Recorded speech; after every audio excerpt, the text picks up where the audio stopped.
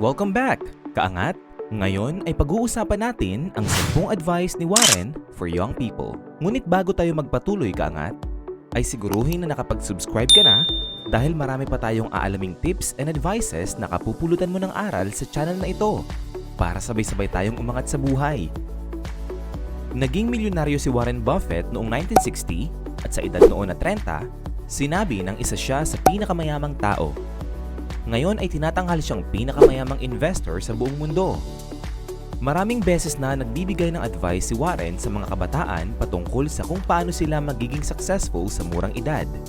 At sa video na ito, aalamin natin ang most inspiring advices ni Warren sa young people. Una, maging kakaiba ka. I will tell you how to become rich. Close the doors. Be fearful when others are greedy. Be greedy when others are fearful. Ayon kay Warren, huwag mong sundin ang agos ng ibang tao. Alamin mo kung paano mo patatakbuhin ang iyong buhay nang hindi tumitingin o nangongopya sa iba. Ito ay importante dahil iba sa mga tao ay hindi nag-iisip kung ano ang gusto nila. May mga tao na hindi ginagamit ang kanilang isip kaya ang nagiging resulta, kinokopya na lang nila ang galaw ng iba. Halimbawa na lang ang mga taong nag-i-invest lang sa stocks kapag mataas na ang stock prices. Lingid sa kanilang kaalaman na binibenta iyon ng mga smart stock investor. Kaya kung ikaw ay normal, hindi ka magiging successful. Think different. Pangalawa, kahit na gaano ka pa kagaling, may mga bagay na oras lang talaga ang kailangan. Ano sa tingin mo ang number one reason kung bakit hindi matagumpay ang ibang tao? Ito ay dahil sa hindi lahat ay may dedication at kakaibang persistence sa pagyaman o pagiging successful. Kaya dapat ay magkaroon ka ng pasensya at tiisin mo lahat ng tough times na mararanasan mo patungo sa pag-asenso. Great things take time. Pangatlo, mas mabuting makihalubilo sa mga taong mas magaling sa iyo. Pumili ka ng mga taong mas maganda ang behavior o lagay sa buhay kumpara sa meron ka. Ito kasi ang magtutulak sa iyo para mas galingan pa.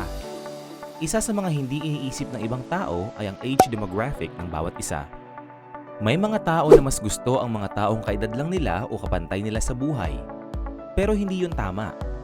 Kung ang mga associates mo ay hindi ambitious o positibo sa buhay, malaki ang chance na maging ganun ka rin. Pero kung ang associates mo ay mas marunong sa iyo, tuturuan ka nila na umasenso. Huwag kang mag-stick sa mga negative at unmotivated people. Choose your friends carefully. Pang-apat, hindi mo makokontrol ang oras mo kung hindi ka marunong magsabi ng hindi. Tingnan mo ang iyong paligid. Lahat ay may distractions. Mapa-social media, TV, kaibigan, parties, movies at iba pa. Pero lahat ng interesting stuff na ito ay walang value sa pag-asenso mo. At the more na marunong kang pumigil o magsabi ng hindi sa kanila, the more na magiging productive ka sa mga bagay na talagang nagmamatter. Panglima, hindi mo kailangang maging mas matalino sa iba. Ang totoong kailangan mo ay mas maging disiplinado kaysa sa iba. Kalimutan mo na ang talents at IQ. Ang talents ay isang common thing sa mundo, samantalang ang ibang taong may 200 IQ ay naghihirap. Disiplina, practice, dedikasyon, at persistence ang kailangan para maging successful ka sa buhay. Pang-anim, kung hindi mo alam ang ginagawa mo, dyan napapasok ang risks. Halimbawa, more than 90% ng mga tao ay nagpaplano na ng kanilang businesses. Pero hindi naman sila nagbigay ng oras para magbasa o mag-aral kung paano ba talaga magbibusiness. Yet, pinaniniwalaan natin na risky pareho ang business at investing. Pero alam mo ba ang totoong risk ay ang pagiging ignorante? Kung may alam ka sa ginagawa mo, nagiging less risky ito. And to reduce risk, seek knowledge. Pang-pito, ang habits ay hindi mo ramdam hanggang sa masyado na itong mabigat para iwasan. Nakakita ka na ba ng isang drug addict na helpless at nangangarap na may magligtas sa kanya? Ang pinakamagandang gawin mo sa buhay mo ay iwasan ang mga bad habits.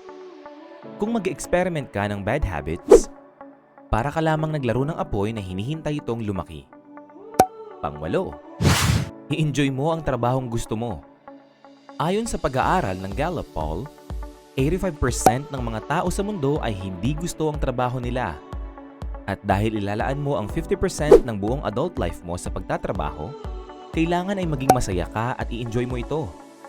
Hindi man madali kung iisipin, pero kung willing ka talagang kumita ng pera habang masaya, magbabago ang vision mo sa pag-asenso. Create for yourself the kind of job you enjoy. Pangsyam, you can't buy what's popular and do well. May pagkakapareho ito sa unang advice na tinalakay natin. Ang mga bagay kasi na nagiging popular, nagkakaroon ng game over o sa Tagalog, nalalaos. Kaya mas mabuti na mag-isip ka ng business o investment opportunity mo sa sarili mong ideya. Kung ang naisip mo ay narinig mo na sa balita, too late ka na at hindi na ito isang magandang oportunidad. Huwag kang mabuhay sa kung ano yung pinag-uusapan ng marami. Dahil ang tunay na oportunidad ay nakatago. Pero paano mo nga ba gagawin ito? Magbasa ka ng libro na hindi binabasa ng iba. Hanapin mo ang knowledge habang ang iba ay humahanap ng entertainment. Kung may alam ka na hindi alam ng iba, magkakaroon ka ng ideya at opportunities na never nilang naisip. At pang-10, huwag kang mag-invest sa isang business na hindi mo naman naiintindihan. Huwag kang maging generalist. Huwag kang maging specialist. Pumili ka ng isa o dalawang field na interested ka. Mag-aral ng mabuti hanggang sa malaman mo yung mga bagay na hindi alam ng iba. Matuto ka rin humindi sa mga bagay na hindi mo naman talaga alam.